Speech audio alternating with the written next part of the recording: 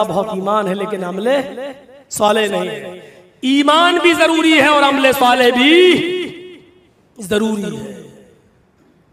ऐसे समझो जैसे मोबाइल और उसका सिम।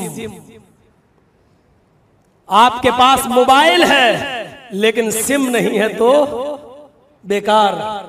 सिम है लेकिन मोबाइल नहीं है, बेकार।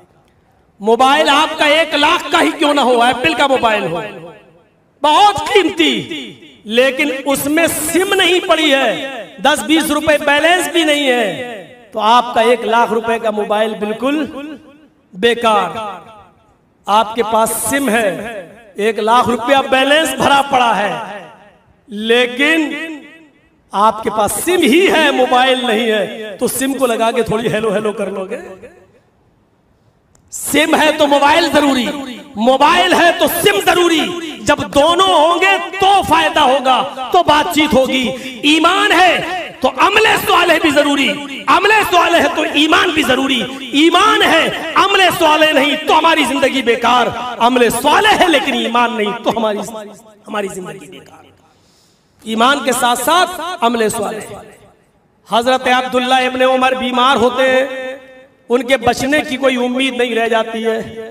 हकीमों ने और तबीबों ने जब इलाज किया तो उनको खतरे से बाहर निकाल दिया। एक दिन आया, 2-4 महीने बिस्तर पर रहने के बाद हकीमों ने तबीबों ने कह दिया कि अब ये खतरे से बाहर है, और उनकी बीवी से कहा कि अब तुम जो चाहो वो खिला दो, अब खिला सकती हो, कोई परहेज नहीं है। फौरन पूछती हैं क्या खाओगे? अब देखिए अमले सवाले दिखाता हूं क्या है, क्या खाओगे? कहा बीवी बहुत दिनों से मछली खाने का दिल कर रहा था, इन हकीमों ने मछली खाने नहीं दी, अगर मार्केट में कहीं मछली मिल जाए तो लेके आ जाओ। फौरन अपने खादिम से, अपने गुलाम से कहा जाओ मार्केट से, बाजार से मछली ले आओ। खादिम बाजार गया लेकिन मछली नहीं मिली, लौट के आया, बीवी ने डांटा, वाह इतने बड़े मार्केट में तुम्हें मछली नहीं मिली। अब्दुल्ला इब्ने उमर ने कहा उस बेचारे की क्या गलती है, नहीं मिली तो नहीं मिली, नहीं आई होगी मार्केट में। दूसरे दिन भी भेजा, दूसरे दिन भी मछली नहीं मिली, तीसरे दिन भेजा, तीसरे दिन मिल गई।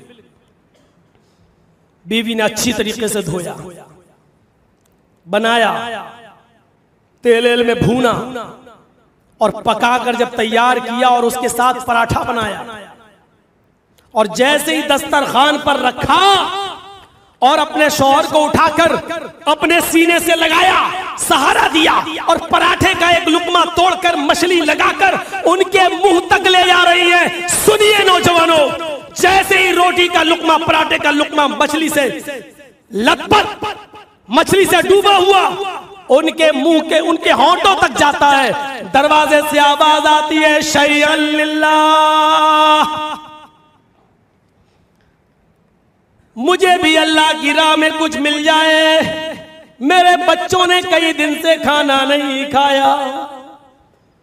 अब्दुल्ला इब्ने उमर ने फौरन अपना हाथ रोक लिया और बीवी से कहा रखो ये रोटी का लुकमा, ये पराठे का लुकमा, ये मछली इसी दस्तरखान के ऊपर रखो। कहे फिर पूरा का पूरा दस्तरखान मां पराठा और मछली के उठाया और फरमाया मेरी बीवी वो दरवाजे पर जो साए लाया उसको दे आओ। कहने लगी कि ये मैंने बड़े प्यार से, बड़ी मोहब्बत से आपके लिए बनाया है। हम लोगों की औरतें होती तो क्या कहती, इसको अभी टपकना था, थोड़ा और रुक जाता, सब्र नहीं हुआ। नेक बीवी थी लेकिन शौहर के लिए बड़ी मेहनत से बनाया था और उनकी चाहत भी थी मछली खाने की। कहने लगी कि मैं मना नहीं कर रही हूं, ऐसा करो कि आपको मछली पसंद है आप खा लो, मछली में और पराठे में जो कीमत लगी है ये कीमत मैं अलमारी में से निकालती हूं और ये कीमत मैं उस साइल को दे देती हूं, वो अपने बच्चों को अपनी मनपसंद का खाना बनाकर खिला देगा। कहा ये मशवरा तुम्हारा बिल्कुल ठीक है, जाओ लेके आओ। वो उस जमाने में जो चलता था हुमियानी वगैरह बेल्ट जो होती थी, उन्होंने कीमत निकाली और गिनने लगी और सीधे दरवाजे पे जाती हैं। हजरत अब्दुल्ला इब्न उमर कहते नहीं, पहले इधर आओ, इधर लाओ, कीमत देखें। फिर सोचने लगे मछली इतने की होगी, तेल इतने का होगा, मसाला इतने का होगा, आटा इतने का होगा। सब जोड़ने लगे कि हाँ ठीक, कहाँ तुम ठीक, कुछ ज्यादा ही दे रही हो, कम नहीं दे रही हो, ले जाओ, दे दो। अब उनकी बीवी दरवाजे तक पहुंचती है। अब जो मंजर दिखाना चाहता हूं वो देखिए। जैसी दरवाजे तक पहुंचती है, कीमत देने के लिए अब्दुल्ला इब्न उमर कहते हैं बीवी इधर आओ, कीमत लेकर इधर आओ। कहते क्या हुआ? कीमत लाओ। कीमत दे दी, कीमत भी दस्तरखान पर रख दी। फिर मछली भी और पराठा भी और उसकी कीमत भी, ये दोनों दस्तरखान पर रख कर कहा जाओ ये सारा का सारा उस साइल को दे दो। हम लोगों की बीवियां होती कहती सठिया गया ये बुढ़ा या ये मौलवी। उनकी बीवी कहती ये क्या कर रहे हैं आप? आपने कहा कीमत दे दो, मैं कीमत देने जा रही।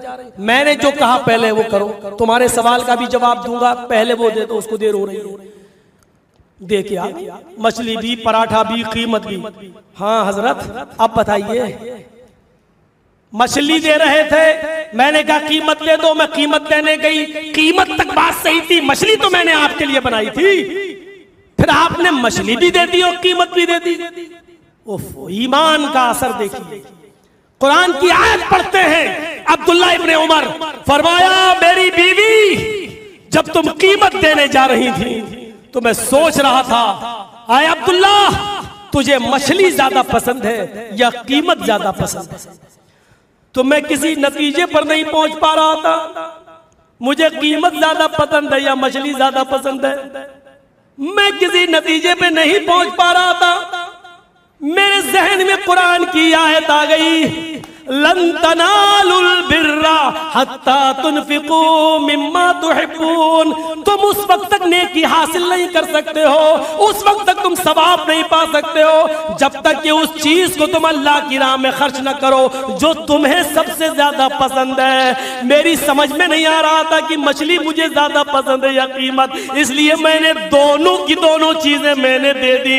आय अल्लाह अब तू अच्छी तरीके से फैसला कर, मछली मुझे ज्यादा पसंद है या कीमत, जो भी हो मैंने वो महबूब चीज मैंने उस साइल को दे दी ताकि मुझे नेकी मिल जाए। मेरे भाइयों इसको कहते हैं ईमान के असरात उनकी जिंदगी पर मुरतब हुए। ये था अमले स्वाले, उन्होंने कीमत भी दे दी और मछली भी दे दी। हम अपने गरीबानों में झांक कर देखें। अच्छा ईमानदारी के साथ बताइएगा अब हम कितने % मुसलमान लग रहे हैं?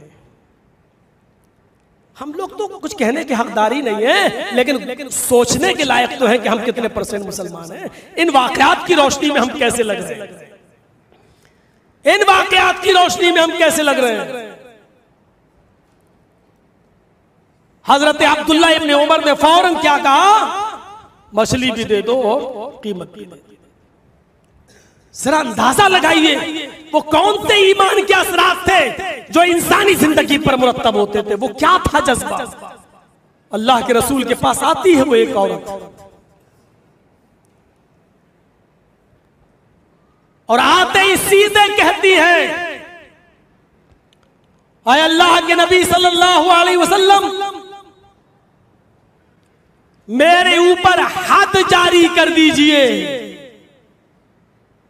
इन्नी कद असबतुल हद्दा या रसूल अल्लाह, ये है बुखारी शरीफ के हदीस के अल्फाज। अय अल्लाह के नबी मेरे ऊपर हद जारी कर दीजिए, मैं हद को पहुंच चुकी हूं, यानी मुझे पत्थरों से मार मार के संसार कर दीजिए। क्या हुआ? मैंने पहाड़ की एक दामन में मुझसे जिना का सुदूर हो गया। नबी अकरम सल्लल्लाहु अलैहि वसल्लम ने कहा होश में बोल रही हो? सहाबा से कहा इसके मुंह को सूंघ के देखो कहीं शराब की बू तो नहीं आ रही है। ठीक है अल्लाह के रसूल। कहा होशो हवास में, कहा अल्लाह के नबी इकरार कर रही हो? हाँ अल्लाह के नबी। ओफो, आप ये भी पूछ सकते थे मुजरिम कौन है, लेकिन आपने मुजरिम के बारे में जानने की कोशिश नहीं की। तुम खुद अल्लाह से डर कर मेरे पास आई हो, इकरार कर रही हो, तुम्हें सजा मिलेगी। लेकिन ये नहीं पूछ रहे हैं कि तुम्हारे साथ जिना किसने किया। क्यों? किसी का मामला छिपा है तो छिपा रहने दो, जाहिर नहीं है तो मत करो। हो सकता है उसको तन्हाइयों में तौबा करने का मौका मिल जाए और उसका रब उसको माफ कर दे। लेकिन तुम खुद आई हो, हम नहीं गए तुम्हारे पास पूछने के लिए, 4 गवाह भी नहीं मांगे, क्योंकि तुमने खुद अपने जुर्म का इकरार किया है। चाहती क्या हो? कद असब्तुल हद्द या रसूल अल्लाह। किसी की इज्जत और आबरू को उछालना हमारे नजदीक बहुत आसान हो सकता है, बहुत आसान। हजरत उमर फारूक के पास एक शख्स आता है और कहता अमीरुल मोमिनीन एक मसला पूछना है। कहा क्या? अकेले में पूछना है, तन्हा हो गए। बोलो। कहा अमीरुल मोमिनीन मेरी बेटी जब छोटी थी, नाबालिग थी, तो मेरे साथ वो भी इस्लाम ले आई थी। आज मेरी बेटी 18-20 साल की हो चुकी है, मेरी बेटी अब बालिग हो चुकी है। इस्लाम लाई थी तो वो नाबालिग थी, छोटी थी, हमारे साथ इस्लाम लाई, लेकिन अब वो बालिग हो चुकी है। का बहुत अच्छी बात है। पूछना क्या है? का पूछना ये है अमीरुल मोमिनीन, बालिग हो जाने के बाद मेरी बेटी से जिना का सुदूर हो गया, जिना कर बैठी। एक बार मैं घर में घुसा तो देखा उसके हाथ में छुरी है। वो अपनी रान पे मार रही थी, अपने हाथ पे मार चुकी थी, अपने सीने पे वो छुरी मार चुकी थी। अब वो अपने पेट पे छुरी मारने ही वाली थी कि मैंने उसका हाथ पकड़ लिया, खुदकुशी करने पर आमादा थी। मैंने कहा बेटी क्या कर रही हो? वो रुक नहीं पाई और उसने मुझे अपनी सच्चाई बता दी कि आज मुझसे ऐसा ऐसा हो गया। अमीरुल मोमिनीन उस दिन से अब तक मेरी बेटी सिवाय मुसल्ले के और नमाज के कुछ नहीं जानती।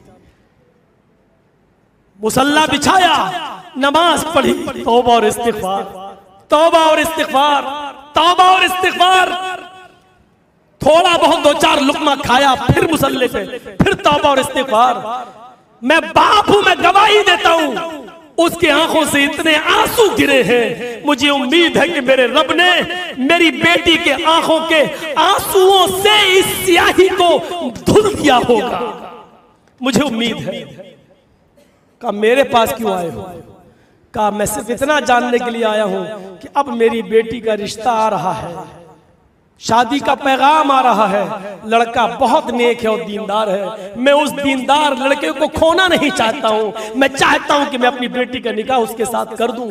अमीरुल मोमिनीन ने कहा तो इसमें मेरी मर्जी की, मुझसे इजाजत क्यों ले रहे हो? कहीं इजाजत नहीं ले रहा हूं, सिर्फ मसला मालूम करने आया हूं। मसला यह मालूम करना है कि उस लड़के को मैं अपनी बेटी की सच्चाई बताऊं या ना बताऊं। अगर मैंने कह दिया कि मेरी बेटी से एक बार जिना हो गया, दीनदार लड़का है, उसकी गैरत गवारा नहीं करेगी मेरी बेटी से शादी करने के लिए। और अगर नहीं बताया और चुपके से मैंने अपनी बेटी का निकाह अगर कर दिया तो डर है कि कयामत के दिन अल्लाह मुझसे सवाल न कर ले कि तूने अपनी बेटी का ऐब क्यों छिपाया और उस लड़के को, नौजवान को धोखा क्यों दिया। इस पर मेरा मुआखजा न हो जाए, इस पर मेरी पकड़ न हो जाए। मैं क्या करूं अमीरुल मोमिनीन, मुझे बताइए, मैं बड़े दुविधा में फंसा हूं, मुझे कोई मशवरा दीजिए। हजरत उमर फारूक ने पहले तो कोड़ा निकाला और कहा दिल करता है कि मैं तुम्हें 10 कोड़े लगाऊं। जब ये बात तेरी बेटी और तेरे दरमियान थी तो तूने मुझे अपनी बेटी के बारे में फिर बताया क्यों? मुझसे भी शेयर क्यों किया? लेकिन चूंकि तुझे मसला मालूम करना था इसलिए तुम आए हो। ये बात अमीरुल मोमिनीन के दिल तक रहेगी। मेरे दिल में एक कब्र है, गड्ढा है, इस किस्म की बातें मैं वहीं दफन कर देता हूं। अब मसले का जवाब सुनो। चुपके से, खामोशी के साथ उस दीनदार और नेक लड़के को बताए बगैर तुम अपनी बेटी का निकाह उसके साथ कर दो। खबरदार अगर तुमने अपनी बेटी के बारे में कुछ भी उस लड़के को बताया, क्या तुमने कुरान नहीं पढ़ा? अल्लाह फरमाता है अत्ताइबु मिनज़ ज़ंबी कमन ला ज़ंब लहू, जो अपने गुनाह से तौबा कर ले वो अल्लाह के दरबार में ऐसा हो जाता है जैसे उसने कोई गुनाह किया ही नहीं। मुझे उम्मीद है तेरी बेटी के आंखों के आंसुओं से अल्लाह ने स्याही को धुल दिया होगा। जब अल्लाह ने तेरी बेटी के ऐब को छिपा लिया तो तू कौन होता उसको जाहिर करने वाला? इज्जतों को उछालने वालों, एक दूसरे की इज्जतों से खिलवाड़ करने वालों, अल्लाह की कसम कयामत के दिन अल्लाह की अदालत में हमें भी रुस्वा किया जाएगा, हमें भी जलील किया जाएगा। क्योंकि अल्लाह के नबी ने फरमाया कि अगर दुनिया में किसी मुसलमान के ऐब पर तुमने पर्दा डाला होगा, मन सतरा मुस्लिमन सतरहुल्लाहु यौमल क़यामा, तो अल्लाह कयामत के दिन उसके ऐब पर पर्दा डालेगा। जब हम दुनिया में किसी के ऐब पे पर्दा नहीं डालेंगे तो अल्लाह भी कयामत के दिन हमारे ऐबों पर पर्दा नहीं डालेगा। अगर हम दुनिया में किसी को रुस्वा, किसी को जलील कर रहे हैं तो कयामत के दिन के लिए हम और आप भी तैयार रहे कि हमें भी सारी इंसानियत के सामने हमें रुस्वा किया जाएगा, और उस दिन की जिल्लत इस जिल्लत से कहीं ज्यादा खतरनाक होगी, कहीं ज्यादा खतरनाक होगी। बात कट गई, दूसरी तरफ चली गई। क्या कहा? वो वाकया जो मैं बता रहा था उस औरत का, कि अल्लाह के रसूल मैं जुर्म का इकरार करती हूं। अल्लाह के नबी ने सहाबा से कहा जाओ और इसको संसार कर। उसको ले जाया जाने लगा, लेकिन किसी सहाबी ने तेज खींच दिया, वो गिर गई। कहती है धीरे से, आहिस्ता मुझे ले चलो, मेरे पेट में हमल है। कहा कि इसी जिना की पैदावार? कहती है जी। अल्लाह के रसूल के पास सहाबा फिर आ गए। कहा अल्लाह के नबी ये तो कहती है कि मेरे पेट में हमल है। आपने कहा कि तेरे पेट में हमल है? कहा उसी जिना की पैदावार है। अल्लाह के रसूल मैं नहीं चाहती हूं कि उसको मैं जन्म दूं, क्योंकि पैदा अगर हो गया तो बाप का नाम किसको देगा? मैं चाहती हूं कि मेरे साथ साथ वो हमल भी खत्म हो जाए। नबी अकरम ने फरमाया नहीं, कसूर तेरा है, गलती तेरी है। तेरे पेट में पलने वाले इस मासूम बच्चे का क्या कसूर है? इससे बड़ी इंसानियत का दर्स दुनिया के किसी मजहब में मिलेगा? नाजायज बच्चा, नबी जानना भी नहीं चाहते कि इस बच्चे का बाप कौन है। बच्चा पैदा होगा, उस बच्चे को उसके बाप का नाम नसीब नहीं होगा। इसके खतरात को भी समझ रहे हैं अल्लाह के रसूल। उस बच्चे के पैदा होने के बाद बड़ा होकर उस बच्चे के सामने कितने चैलेंज होंगे, इसको भी समझ रहे हैं अल्लाह के रसूल। लेकिन क्या कहते हैं, जिस तरह तुम्हें नमाज पढ़ने और रोजा रखकर अपनी जन्नत बनाने का हक है, इस बच्चे को भी हक है। इसका क्या कसूर है? आने दो इसको दुनिया में। जाओ, जब बच्चा पैदा हो जाए तब आना। पोस्टपोन कर दिया, कस्टडी में नहीं दिया कि भाग जाएगी। हमारी अदालत से भाग गई, अल्लाह की अदालत से कहां भागेगी? 9 महीने के बाद जब बच्चा पैदा हुआ तो आई, अल्लाह के रसूल ने उसको अपने हाथ में लिया। जाओ, ले जाओ इसको संसार करने के लिए। बच्चा रोने लगा, कहने लगी अल्लाह के रसूल क्या आखिरी मर्तबा मैं अपने बच्चे को दूध पिला सकती हूँ? दे दिया उसको। उसने चेहरा घुमाया और अपने बच्चे को अपने पिस्तान से लगा लिया। दूध पिलाने के बाद चेहरा घुमाकर अपने बच्चे को नबी अकरम के हाथ सुपुर्द कर रही है। उस बच्चे के होठों में माँ का दूध लगा हुआ है। अल्लाह के रसूल ने उस बच्चे के होठों पे लगे हुए दूध को देखा। कत्ल होने के लिए, संसार होने के लिए जाने वाली उस औरत पे नजर डाली। चीखते, औरत इधर आओ। क्या हुआ? अल्लाह के रसूल अभी तुझे संसार नहीं किया जा सकता। कहा क्यों?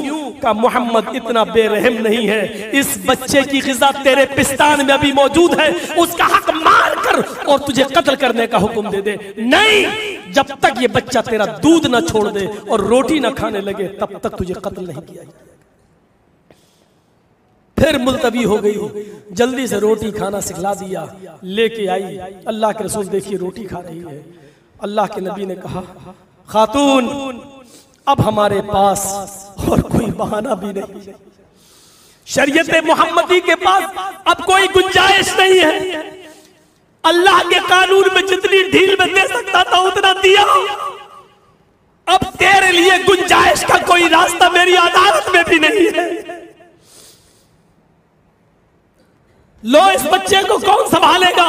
एक साहबी ने उसके बच्चे को अपनी गोद में ले लिया, उस औरत को संसार करने का हुक्म दे दिया। वो जाने लगी, सीने के बराबर उसको जमीन पर गाड़ दिया। सहाबा किराम ने पत्थरों की बारिश कर दी। पहला पत्थर खालिद इब्न वलीद ने मारा, सर फटता है।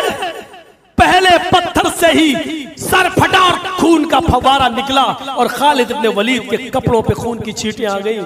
खालिद इब्न वलीद की जबान से नाजेबा जुमले निकल गए, बदकार औरत, बदचलन औरत, तेरे खून के छींटों ने मेरे कपड़े खराब कर दिए। औरत तो दुनिया से रुखसत हो गई, लेकिन अल्लाह के रसूल ने खालिद इब्न वलीद से 3 दिन बाद नहीं की। कहा फिदा का भी वो या रसूल अल्लाह, मेरे माँ बाप आप पर कुर्बान। अरे अल्लाह के रसूल, अगर आप हमसे बात नहीं करेंगे तो मेरी तो आखिरत बर्बाद हो जाएगी। बात क्या है? फरमाया तुमने उस औरत को गाली दी। कहा अल्लाह के रसूल, उसके खून के छींटों ने मेरे कपड़ों को नापाक कर दिया था। वो बदचलन औरत थी, इसलिए मेरे जबान से जुमले निकल गए। कहा खालिद, अपनी जबान को लगाम दो, खबरदार उस औरत के बारे में बदचलन का जुमला निकाला। वो आदतन बदचलन नहीं थी, उसका शौहर नहीं था, इसलिए जवानी को कंट्रोल नहीं कर सकी और गुनाह कर बैठी। लेकिन उसका पेशा नहीं था जुर्म करने का।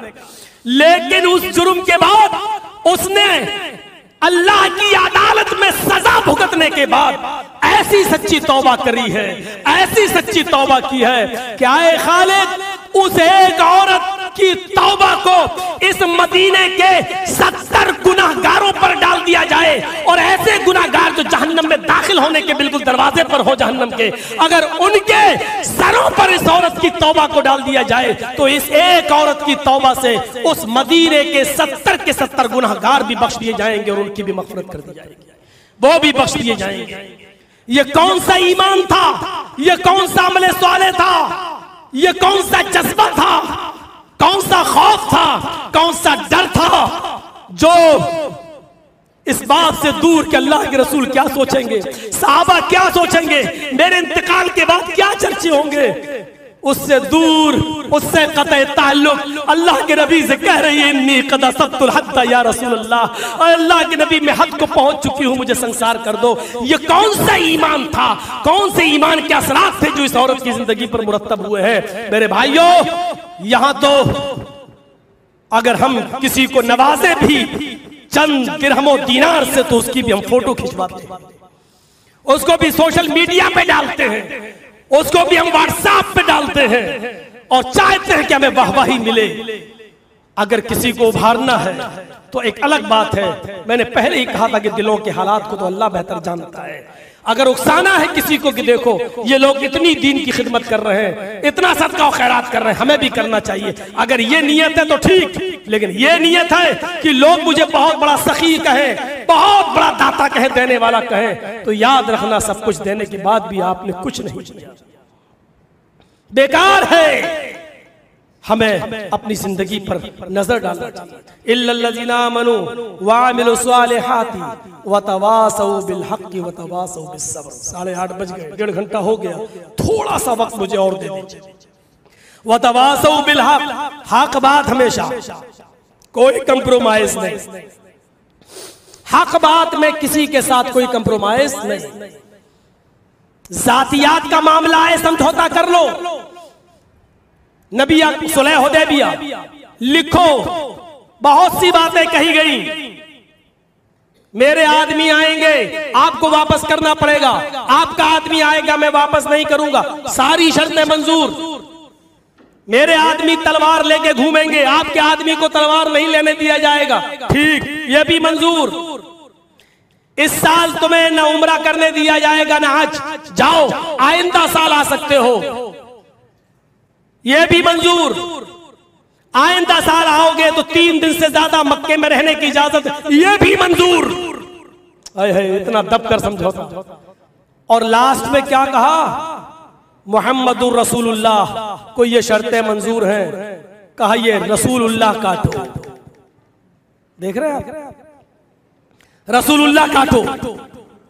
कहा ये क्या बात है, कहा हम आपको रसूल मानते ही नहीं।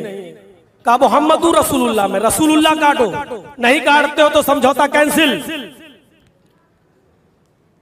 आपने हजरत अली से कहा अली चलो काट दो, लिख दो मोहम्मद इब्ने अब्दुल्लाह को ये शर्तें मंजूर है। तो हजरत अली रज़ी अल्लाह ताला अन्हु ने कहा कि अल्लाह ताला ने आपको हक के साथ रसूल बनाकर भेजा है, मेरे हाथ में इतनी ताकत नहीं कि मैं रब्ज़े रसूलुल्लाह अपने हाथ से काट सकूं।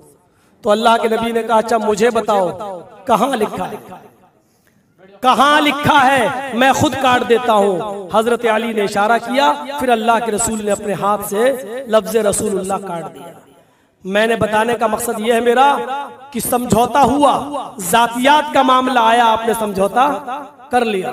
लेकिन यही काफिरों ने जब कहा अल्लाह के रसूल चलिए समझौता कर लेते हैं, 6 महीने आप हमारे माबूद की इबादत कर लें, 6 महीने हम आपके रब की इबादत कर लेते हैं, 6 महीने आप हमारे माबूदों की पूजा कर लें, 6 महीने हम आपके रब की इबादत कर लेता हूं।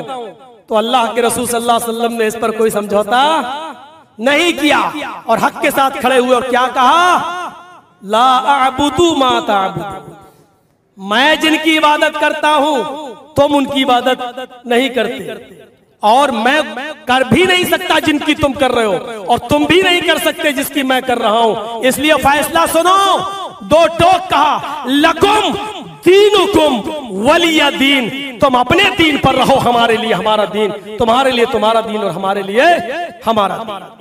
हक के साथ कोई समझौता नहीं, और हक बात कहोगे तो परेशानियां तो आएंगी। अगर सब्र करने का कलेजा है आपके अंदर तो बर्दाश्त करो, नहीं तो नहीं। इमाम मालिक रहमतुल्लाह अलैह ने डंके की चोट पे कहा था, और जब बादशाह को किसी गरीब आदमी की बीवी पसंद आ गई तो कहा क्या तरीका है, ये मुझे हासिल करना है। सारे मुफ्तियों ने फतवा दे दिया, जबरदस्ती तलाक दिलवा लो, तलवार रख दो उसके ऊपर, तलाक दे देगा, इद्दत गुजारेगी, आप निकाह कर लेना। और सारे मुफ्तियों ने फतवा दे दिया। बादशाह के गुंडों ने तलवार रखकर उस गरीब आदमी को मजबूर कर दिया, उसने अपनी बीवी को तलाक दे दी, इद्दत गुजारी, बादशाह ने उससे शादी कर ली। इमाम मालिक को जब ये खबर पहुंची तो इमाम मालिक रहमतुल्लाह अलैह ने बादशाह के सामने मिंबर पर खड़े होकर खुतबा दिया और क्या कहा कि सुना है, अल्लाह करे कि ये गलत हो कि बादशाह ने एक गरीब आदमी की बीवी के शौहर पर, गरीब आदमी पर तलवार के जरिए उसको मजबूर किया है तलाक देने पर। अगर ये सच है तो सुन लो, जनाब मोहम्मद रसूलुल्लाह ने फरमाया, इन्न तलाक़ल मुकरिहा लैसा बिशै, जबरदस्ती दिलवाई हुई तलाक तलाक नहीं होती। पता चला कि इमाम मालिक को गिरफ्तार कर लिया गया, कोड़े बरसाए गए, इतना मारा कि हाथ उठने के लायक नहीं रहे। इसलिए देख लीजिए आज भी बहुत से लोग हाथ छोड़ के नमाज पढ़ते हैं। इमाम मालिक के मजबूरी में हाथ नहीं उठे थे क्योंकि बादशाह ने इतने कोड़े मारे थे। आज देख लीजिए उनके अकीदतमंद हाथ छोड़ के नमाज पढ़ते हैं। फिर उनके पैरों में बेड़ियां डाली गई, हाथों में हथकड़ियां डाली गई, ऊंट के ऊपर उनको औंधे मुंह लिटाया गया और पूरे मदीने में चक्कर लगाया गया। देख लो बादशाह का कहना न मानने की वजह से आज इनका क्या हाल हुआ। जो भी बादशाह के खिलाफ जाएगा उसको यही सजा मिलेगी। इमाम मालिक इस सजा को पाते पाते भी ऊंट के ऊपर लटके हुए हैं औंधे मुंह, इसके बावजूद कह रहे हैं कि ये झूठ बोल रहा है बादशाह का चमचा, बादशाह की मुखालिफत करने की वजह से मुझे ये सजा नहीं मिली, हदीस रसूल सुनाने की वजह से, मोहम्मद रसूलुल्लाह का फरमान सुनाने की वजह से ये सजा मिली है। लोगों सुनो, इस सजा को पाने के बाद, हाथों में पैरों में बेड़ियां और हथकड़ियां पड़ने के बाद, औंधे मुंह ऊंट पर लटकने के बाद भी मैं हदीस रसूल सुनाऊंगा, इन्न तलाक़ल मुकरिहा लैसा बिशै, जबरदस्ती दिलवाई हुई तलाक तलाक नहीं होती है। बादशाह जिनाकारी कर रहा है, हराम काम कर रहा है बादशाह। इसके बावजूद उन्होंने हक बात कही और जो परेशानियां उनको मिली उस पर उन्होंने सब्र किया। हजरत सुमैया का वाकया हमारे और आपके सामने रहना चाहिए है? दोनों हाथ बांध दिए गए। अय सुमैया, सुना है कि तू मोहम्मद के रब पर ईमान ले आई।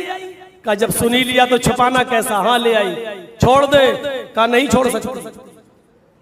बरहाना कर दिया, नंगा कर दिया।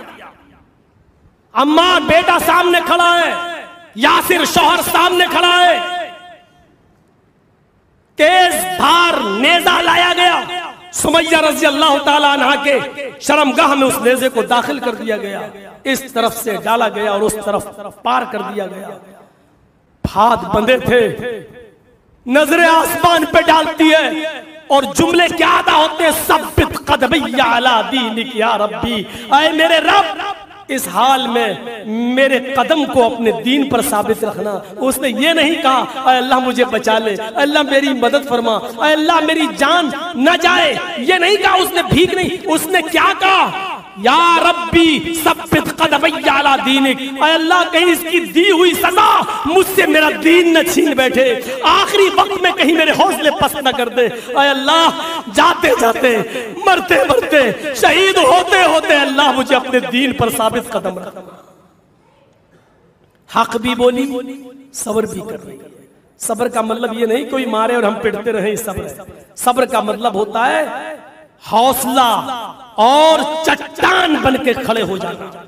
सबूरा पहाड़ है अरब के अंदर एक, उस पहाड़ को अल्लाह के नबी ने कहा था हाज़ी सबूरा, ये सबूरा पहाड़ है। क्यों? हर पहाड़ आंधियों में उसकी कुछ कंकरियां और पत्थर गिर जाया करते थे, लेकिन बड़ी से बड़ी आंधी और बड़े से बड़े तूफान सबूरा पहाड़ का कोई पत्थर, कोई कंकर उस टस से मस नहीं होने देते थे। वो अपनी जगह पर खड़ा रहता था। अल्लाह के नबी ने कहा यह टस से मस नहीं होता, चाहे कितनी आंधियां आए, चाहे कितना तूफान आए, लेकिन इस पहाड़ का कुछ नहीं। सबूरा पहाड़ है, उसी सबूरा से बना है सब्र। कितनी मुसीबतें, कितनी परेशानियां, कितनी मुसीबतें हमारे ऊपर आए, लेकिन हमें हमारी तौहीद से टस से मस ना करें, हमें हमारे दीन से टस से मस न करें। इसका नाम है सब्र।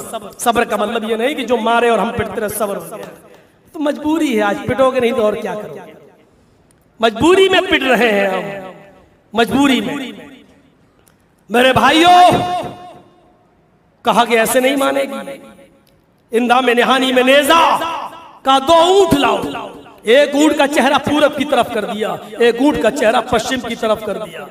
एक पैर सुमैया का इस ऊंट से बांधा, दूसरा पैर दूसरे ऊंट से बांधा। इब्ने साद ने तबकात में नकल किया है, अबू जाल ने कहा सुमैया देख, एक पैर इस ऊंट से बंधा, दूसरा पैर इस ऊंट से बंधा। कोड़ा मारने की देर है, दोनों ऊंट मुख्तलिफ सिमतों में भागेंगे और तू बीच से चीर दी जाएगी, 2 टुकड़े कर दी जाएगी। अम्मार के आंखों में आंसू आने लगे, यासिर के आंखों में यहां आंसू आने लगे। सुमैया चीख कर कहती है कि मेरे बेटे और आए मेरे शौहर, तुम्हें रोते हुए देखकर मुझे अच्छा नहीं लगा। आए मेरे बेटे, आए मेरे शौहर, तुम लोग मर्द हो सकता है कि मुझे ये हल्की सजा दी जा रही हो और मेरे बाद तुम्हें मुझसे भी ज्यादा सख्त सजा दी जाए, इसलिए कि तुम मर्द हो, मर्द को उसकी हैसियत से बड़ी सजा मिलनी चाहिए। हो सकता है कि तुमको मुझसे भी बड़ी सजा मिले, लेकिन मेरे बेटो अल्लाह की कसम मुझे जन्नत की खुशबू सू मेरी नाक तक आ रही है। मेरे बेटो मेरे नक्शे कदम पे चले जाना, मैं जन्नत के दरवाजे पर तुम दोनों का इंतजार करूंगी। अबू जहल ने सोचा मैं तो इसको सजा देकर इन दोनों को डरा रहा हूं और इसने तो इनको ही मजबूत कर दिया। कहा सुमैया अब मुझे इन ऊंटों को भगाना ही पड़ रहा है। और सुमैया कहती है अबू जहल ये कोड़ा जमीन पे पड़ा है, रब्बे काबा की कसम अगर मेरे हाथ खुले होते मैं ये कोड़ा उठाकर तेरे हाथ में दे देती। जितनी देर तो इन ऊंटों को भगाने में लगा रहा है उतनी ही देर मुझे जन्नत में जाने में लग रही है। अबू जहल को गुस्सा आया, ऊंटों को कोड़ा मारा, दोनों ऊंट भागे। सुमैया बीच से 2 टुकड़े हो गई, लेकिन चेहरा सही सलामत बच गया। अबू जहल सुमैया के चेहरे को देखता है, पत्थर उठाकर अपने सर पे मारता है। लोगों ने कहा ये तुम्हें क्या हो गया? देखो मुस्कुरा रही है, मरते वक्त भी मुझे चिढ़ा रही है, आखिरी वक्त में भी उसके चेहरे पे मुस्कुराहट। अबू जहल सुमैया जीत गई, तू हार गया। वो जीत गई, तू हार गया। अबू जहल, तूने सब कुछ छीना, लेकिन मरते वक्त सुमैया के चेहरे की मुस्कुराहट तू नहीं छीन सका।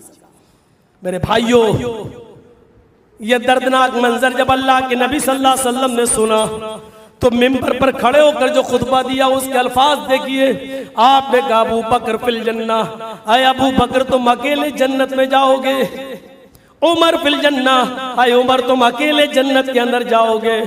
उस्मान तुम अकेले जन्नत के अंदर जाओगे। अली तुम अकेले जन्नत के अंदर जाओगे। इस्बिरू या आल यासिर फइन्ना मौइदकुमुल जन्ना, आल यासिर सब्र करो, सब्र करो। तुमने अपनी आंखों से अपनी माँ का और अपनी बेटी, अपनी बीवी का ये मंजर देखा है। सब्र करो, तुम्हारा पूरा खानदान एक साथ जन्नत के अंदर जाएगा। फइन्ना मौइदकुमुल जन्ना, अल्लाह वादा करता है तुम्हें जन्नत देने का, तुम्हारा पूरा का पूरा खानदान एक साथ जन्नत के अंदर दाखिल होगा। हक बात कहोगे तो परेशानियां आएंगी, और परेशानियां आएंगी तो सब्र करना सीखो। मेरे भाइयों, हक बात कहते हुए समझौता और कंप्रोमाइज नहीं, और परेशानियां जब आए तो उस पर सब्र करो, उस पर भी सवाब हमें और आपको मिलता है। ये हम चंद थोड़ी देर जो भी हम बोले, पौने दो घंटा आपके सामने, 1.5 घंटा पौने 2 घंटा ये खिताब रहा मेरा। अल्लाह रब्बुल आलमीन से दुआ करता हूँ कि बार इलाह हमारी जिंदगियों में इनकलाब पैदा फरमा दे।